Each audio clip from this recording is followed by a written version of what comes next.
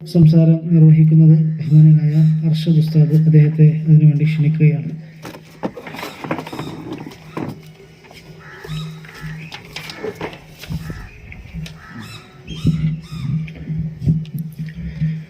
അസ്സലാമു അലൈക്കും വറഹ്മത്തുള്ളാഹി. ബിസ്മില്ലാഹിർ അൽഹംദുലില്ലാഹി റബ്ബിൽ ആലമീൻ വസ്സലാത്തു വസ്സലാമു അലാ റസൂലില്ലാഹ് വഅലാ ആലിഹി വസഹ്ബിഹി അജ്മഈൻ. അമ്മാ ബഅദ്. ഏറെ പ്രൗഢമായ ദാറുൽ അർക്കം അൽ ഹിന്ദ് സംഘടിപ്പിച്ച റിപ്പബ്ലിക് ദിനത്തോടനുബന്ധിച്ചുകൊണ്ടുള്ള ഈ ഒരു പ്രോഗ്രാം അതിൻ്റെ പരിസമാപ്തിയിലേക്ക് എത്തി നിൽക്കുന്ന ഈ ഒരു സമയത്ത് എനിക്ക് ചേർത്ത് വെക്കാനുള്ളത്, ഓർമ്മകൾ മരിക്കുന്ന കാലത്ത് ഓർത്തെടുക്കുക എന്നത് പോരാട്ടമാണ്. മറവിയിൽ മത്സരിച്ചുകൊണ്ടിരിക്കുന്ന ഒരു തലമുറയായി, ജനതയായി നമ്മൾ മാറിക്കൊണ്ടിരിക്കുന്നു. ഭരണത്തിലേറിക്കഴിഞ്ഞാൽ നമ്മുടെയൊക്കെ അക്കൗണ്ടിലേക്ക് 15 ലക്ഷം രൂപ നൽകാമെന്ന് പറഞ്ഞവർ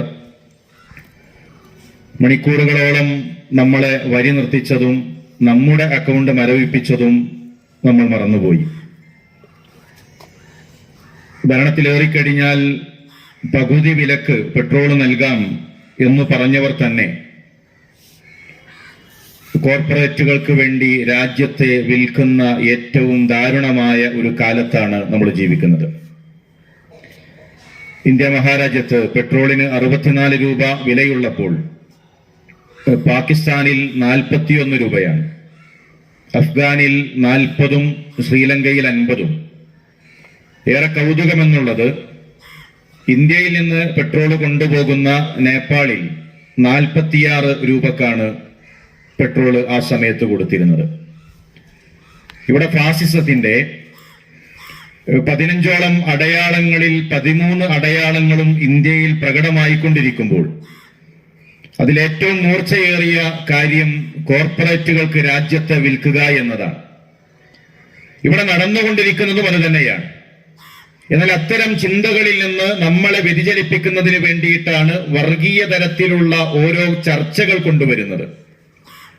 രാജ്യത്തെ വിൽക്കുന്നത് മറക്കുന്നതിന് വേണ്ടിയിട്ടാണ്, മറപ്പിക്കുന്നതിന് വേണ്ടിയിട്ടാണ് ഇവിടെ പശു വിഷയമാകുന്നത്, അവിടെയാണ് ബീഫ് വിഷയമാകുന്നത്, അവിടെയാണ് ഹലാൽ വിഷയമാകുന്നത്, അവിടെയാണ് മുസ്ലിമിന്റെ വേഷവും മുസ്ലിം പ്രബോധകന്മാരും വിഷയമായി തീരുന്നത്, അവിടെയാണ് ഇത്തരത്തിലുള്ള ചർച്ചകൾ കൊണ്ടുവരുന്നത് എന്ന ഒരു തിരിച്ചറിവ് നമുക്കുണ്ടാകണം.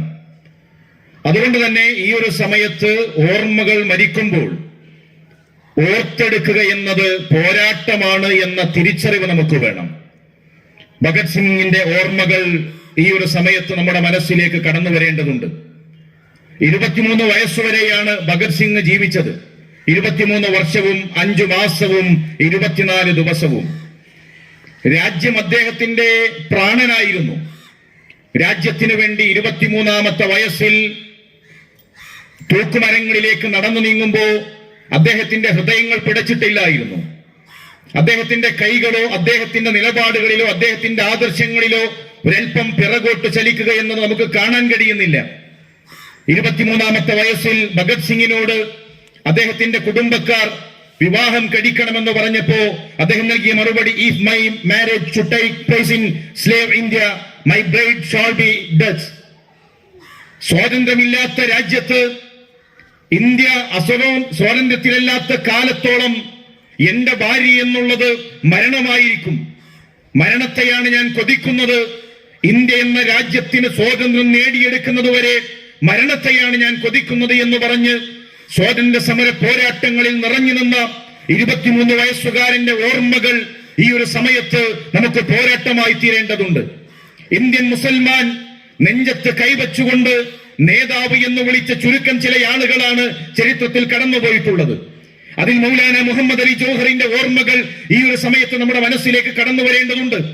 അന്ന് ലോകത്തിലെ തന്നെ ഏറ്റവും ഉന്നതമായ യൂണിവേഴ്സിറ്റിയിൽ, ഓക്സ്ഫോർഡ് യൂണിവേഴ്സിറ്റിയിൽ നിന്ന് ഭാഷയും അതുപോലെ തന്നെ നിയമവും പഠിച്ച് ഇന്ത്യയിലേക്ക് കടന്നു വന്ന മൗലാന മുഹമ്മദ് അലി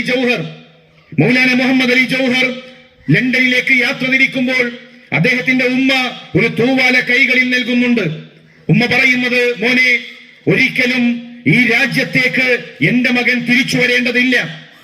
നിയമം പഠിച്ചുകൊണ്ടല്ലാതെ. അന്ന് ബ്രിട്ടീഷുകാരുടെ കൈകളിലാണ് ഇവിടെയുള്ള സുപ്രീം കോടതി. അന്ന് ബ്രിട്ടീഷുകാരാണ് ഇവിടെ വാദിച്ചുകൊണ്ടിരിക്കുന്നത്.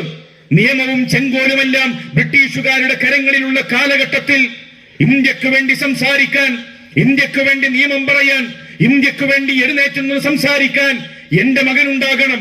എപ്പോഴെങ്കിലും ഉമ്മയെക്കുറിച്ചുള്ള ഓർമ്മ നിന്റെ മനസ്സിലേക്ക് വരുന്നുവെങ്കിൽ ഈ തൂവാല നിന്റെ മുഖത്തേക്ക് ചേർത്തു പിടിക്കുക. ഉമ്മയുടെ ഓർമ്മകൾ നിന്റെ മനസ്സിലേക്ക് കടന്നു വരും. പഠനം പൂർത്തിയാക്കിയിട്ടല്ലാതെ തിരിച്ചു വരരുത് എന്ന് പറഞ്ഞ മൗലാന മുഹമ്മദ് അലി ജൗഹറിന്റെ ചരിത്രം നമുക്ക് കാണുവാൻ സാധിക്കും. ഏഷ്യയിലെ തന്നെ ആദ്യത്തെ ഓക്സ്ഫോർഡ് യൂണിവേഴ്സിറ്റിയിലെ എഡിറ്ററായി മൗലാന മുഹമ്മദ് അലി ജൗഹർ മാറി. അദ്ദേഹം ഹാഫിളായിരുന്നു. അറബി ഭാഷയിൽ ആഴത്തിൽ വിജ്ഞാനം ഉണ്ടായിരുന്നു. മതത്തിൽ ആഴത്തിൽ വിജ്ഞാനം ഉണ്ടായിരുന്നു. ഇംഗ്ലീഷ് ഭാഷയിൽ ആഴത്തിൽ വിജ്ഞാനം ഉണ്ടായിരുന്നു. ഇന്ത്യയിലേക്ക് തിരിച്ചെത്തുമ്പോ അന്ന് ഗാന്ധിജി ജയിലിലാണ്, നെഹ്റു ജയിലിലാണ്. സ്വാതന്ത്ര്യ സമര പോരാട്ടങ്ങളിൽ നേതൃത്വം നൽകിയിരുന്ന ഇന്ത്യൻ സ്വാതന്ത്ര്യ സമര പോരാളികൾ ജയിലിലായിരുന്ന കാലഘട്ടത്തിൽ ഇന്ത്യയിലേക്ക് തിരിച്ചു വന്ന് ബാപ്പുജിയെ ജയിലിൽ നിന്ന് പുറത്തിറങ്ങുന്നത് ഓക്സ്ഫോർഡ് യൂണിവേഴ്സിറ്റിയിൽ നിന്ന് നിയമം പഠിച്ച് തിരിച്ചെത്തിയ മൗലാന മുഹമ്മദ് അലി ജൗഹറാണെന്ന് നമുക്ക് കാണുവാൻ സാധിക്കും. 1931 വട്ടമേശ സമ്മേളനത്തിന് വേണ്ടി ബോംബെയിൽ നിന്ന് മൗലാന മുഹമ്മദ് അലി ജൗഹർ കപ്പൽ കയറുമ്പോൾ അവിടെയുള്ള ആളുകൾ ചോദിക്കുന്നുണ്ട്, എന്താണ് നിങ്ങളുടെ പ്രകടന പത്രിക? മൗലാന മുഹമ്മദ് അലി ജൗഹർ, നിങ്ങൾ പറയണം, എന്താണ് നിങ്ങളുടെ മാനിഫെസ്റ്റോ? അതിന് മൗലാന മുഹമ്മദ് അലി ജൗഹർ തന്റെ നീളക്കുപ്പായത്തിൽ നിന്ന് പരിശുദ്ധ ഖുർആൻ അത് കൈകളിൽ എടുത്തുകൊണ്ട് ചോദിച്ച സമൂഹത്തിന്റെ നേരെ പരിശുദ്ധ ഖുർആൻ ചൂണ്ടിയിട്ട് അദ്ദേഹം പറഞ്ഞു, it's my manifesto, it's only my manifesto. ഇതാണ് എന്റെ പ്രകടന പത്രിക, ഇത് മാത്രമാണ് എന്റെ പ്രകടന പത്രിക എന്ന് മൗലാന മുഹമ്മദ് അലി ജൗഹർ പറയുകയാണ്. അന്ന് 80 രാജ്യങ്ങളുടെ ഭരണാധികാരിയായിരുന്ന ജോർജ് ചക്രവർത്തിയുടെ അരികിലേക്ക് കടന്നു ചെന്ന് ഇന്ത്യക്ക് വേണ്ടി സംസാരിക്കുന്നത് മൗലാന മുഹമ്മദ് അലി ജൗഹറാണ്. സംസാരം തുടങ്ങുന്നതിന് മുമ്പ് ജോർജ് രാജാവിന്റെ പ്രഖ്യാപനം, 5 മിനിറ്റ് സമയമാണ് ജൗഹർ നിങ്ങൾക്ക് വേണ്ടി സംസാരിക്കാൻ അനുവദിച്ചിട്ടുള്ളത്. അദ്ദേഹത്തിന്റെ മറുപടി, 32 കോടി ജനങ്ങളുടെ പ്രതിനിധിയായിക്കൊണ്ടാണ് കടലു കടന്ന് ഞാൻ ഇവിടേക്ക് എത്തിയിട്ടുള്ളത്. 1 കോടി ജനങ്ങൾക്ക് 1 മിനിറ്റെങ്കിലും നൽകണം. 32 മിനിറ്റ് മൗലാന മുഹമ്മദ് അലി ജൗഹറിന് നിങ്ങളുടെ നേരെ വിരല് ചൂണ്ടി സംസാരിക്കാനുണ്ട് എന്ന് 80 രാജ്യങ്ങളെ ഭരിക്കുന്ന ജോർജ് രാജാവിന്റെ മുന്നിൽ നിന്നുകൊണ്ട് സംസാരിക്കുന്ന മൗലാന മുഹമ്മദ് അലി ജൗഹറിനെ നമുക്ക് കാണുവാൻ സാധിക്കും. അദ്ദേഹം സംസാരം ആരംഭിക്കുകയാണ്. മൗലാന മുഹമ്മദ് അലി ജൗഹർ അദ്ദേഹത്തിന്റെ സംസാരം വശ്യമായ രീതിയിൽ അദ്ദേഹം സംസാരിച്ചു കൊണ്ടിരിക്കുകയാണ്. ആ സംസാരത്തിനിടയിൽ പലതവണ അദ്ദേഹം ആവർത്തിച്ചു പറഞ്ഞു, ഹോണറബിൾ ജോർജ്. പലതവണ ആവർത്തിച്ചുകൊണ്ടേയിരുന്നു. പരിശുദ്ധ ഖുർആനിന്റെ ഒരു ആയത്തോതാൻ അദ്ദേഹം തയ്യാറായി നിന്നപ്പോൾ ജോർജ് ചക്രവർത്തി പറഞ്ഞു, നിങ്ങൾ നിങ്ങളുടെ സംസാരം നിർത്തണം. പരിശുദ്ധ ഖുർആനിന്റെ ആയത്തോതിയപ്പോൾ സംസാരം നിർത്തണമെന്ന് പറഞ്ഞപ്പോ അതുവരെ ഹോണറബിൾ ജോർജ് എന്ന് വിളിച്ചിരുന്ന മൗലാന മുഹമ്മദ് അലി ജൗഹറിന്റെ കണ്ണുകൾ ചുവക്കുകയും മിസ്റ്റർ ജോർജ് എന്ന് പ്രഖ്യാപിച്ചുകൊണ്ട് സംസാരിച്ചു കൊണ്ടിരിക്കുന്ന ടേബിളിൽ കൈകളമർത്തിക്കൊണ്ട് അദ്ദേഹം പറയുന്നത്, എന്റെ മതത്തെ കുറിച്ചാണോ ജോർജ് നിങ്ങൾ ചോദിക്കുന്നത്? ഖുർആനിന്റെ ആയത്തിനെ പറ്റി പറഞ്ഞപ്പോൾ എന്റെ മതത്തെയാണോ നിങ്ങൾ ചോദിക്കുന്നത്? എങ്കിൽ അറിയണം, ഒന്നാമതായും രണ്ടാമതായും മൂന്നാമതായും മതത്തിന്റെ വിഷയത്തിൽ ഞാനൊരു മുസ്ലിമാണ്, ഞാനൊരു മുസ്ലിമാണ്, ഞാനൊരു മുസ്ലിമാണ്. ഇനി എന്റെ രാജ്യത്തിന്റെ വിഷയമാണോ നിങ്ങൾ ചോദിക്കുന്നത്? ഒന്നാമതായും രണ്ടാമതായും അവസാനമായും ഞാനൊരു ഇന്ത്യക്കാരനാണ് എന്ന് പ്രഖ്യാപിക്കുന്ന മൗലാന മുഹമ്മദ് അലി ജൗഹർ 32 കോടി ജനങ്ങളുടെ നേരെ അവരുടെ നെഞ്ചിലേക്ക് വെടിയുതിർക്കുവാനുള്ള തന്റെ ഇടം നിങ്ങൾക്കുണ്ടെങ്കിൽ ഒന്നാമത്തെ വെടിയുതിർക്കേണ്ടത് ഇതാ, വെള്ളക്കാരന്റെ വെടിയുണ്ടകൾ ആദ്യമായി മൗലാന മുഹമ്മദ് അലിയുടെ നെഞ്ചിലേക്ക് തറക്കട്ടെ എന്ന് പറഞ്ഞ് ജോർജ് രാജാവിന്റെ മുന്നിൽ പ്രഖ്യാപിക്കുന്ന സംസാരിക്കുന്ന മൗലാന മുഹമ്മദ് അലിയുടെ ആ അദ്ദേഹത്തിന്റെ ഓർമ്മകൾ ഈ ഒരു സമയത്ത് ഓർത്തെടുക്കുന്നത്, പ്രിയമുള്ളവരെ, അത് പോരാട്ടമാണ്. അതുകൊണ്ട് മറവികൾക്ക് പകരം ഓർത്തെടുക്കുവാൻ നമുക്ക് സാധിക്കേണ്ടതുണ്ട്.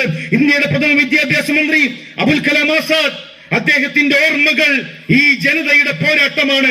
അദ്ദേഹത്തിന്റെ ഓർമ്മകൾ ഈ ജനതയുടെ പോരാട്ടമാണ്. അദ്ദേഹത്തെ തടവിലടച്ചു, അതുപോലെ തന്നെ കരുതൽ തടവിൽ കൊണ്ടുപോയി 2 വർഷക്കാലം ജയിലിൽ കിടന്നു. പക്ഷേ സംസാരങ്ങൾക്ക് മൂർച്ചയേറി എഴുത്തിന് മൂർച്ചയേറി. അദ്ദേഹത്തിന്റെ എഴുത്തുകൾ, അദ്ദേഹത്തിന്റെ സംസാരങ്ങൾ സ്വാതന്ത്ര്യ സമര പോരാട്ടങ്ങളിൽ നിന്ന് നമുക്കൊരിക്കലും മാറ്റി നിർത്താൻ കഴിയാത്തതാണ് എങ്കിൽ നമ്മുടെ മുൻഗാമികൾ അവർ ജീവൻ നൽകി, അവർ ജീവൻ പകുത്തു നൽകി നേടിയെടുത്തതാണ് ഈ സ്വാതന്ത്ര്യമെങ്കിൽ ഇവിടെ ഈ രാജ്യത്തിന്റെ അഖണ്ഡതയും ഈ രാജ്യത്തിന്റെ സ്വാതന്ത്ര്യവും കാത്തു സൂക്ഷിക്കുന്നതിന് വേണ്ടി നമ്മളാൽ കഴിയുന്ന സേവനങ്ങൾ ചെയ്തു വെക്കണമെന്ന് ഓർമ്മപ്പെടുത്തുകയാണ്. നിങ്ങൾ മിണ്ടാതിരിക്കണമെന്ന് പറയുന്ന കാലത്ത് ഉറക്കപ്പറയൽ പോരാട്ടമാണ്. നിങ്ങൾ മറന്നുപോകണമെന്ന് പറയുന്ന കാലത്ത് ഓർത്തെടുക്കൽ പോരാട്ടമാണ്. ചരിത്രത്തെ മാറ്റിയെഴുതുന്ന കാലഘട്ടത്തിൽ ചരിത്രം പഠിക്കൽ പോരാട്ടമാണ്. നിശബ്ദരാകണമെന്ന് പറയുന്ന കാലത്ത് വീണ്ടും വീണ്ടും വീണ്ടും ഉച്ചത്തിൽ സംസാരിക്കൽ പോരാട്ടമാണ്. അതുകൊണ്ട് പ്രിയമുള്ളവരെ, നമ്മൾ പിറകോട്ട് മാറുന്നതിന് പകരം രാജ്യത്തിന്റെ മുന്നിൽ നിന്ന് രാജ്യത്തിന്റെ സ്വാതന്ത്ര്യത്തിന് വേണ്ടി പോരാടണമെന്ന് ഓർമ്മപ്പെടുത്തിക്കൊണ്ട് ഞാൻ എന്റെ സംസാരം അവസാനിപ്പിക്കുകയാണ്. ജയ് ഹിന്ദ്. അസ്സലാമു അലൈക്കും വറഹ്മത്തുള്ളാഹി വബറകാതുഹു.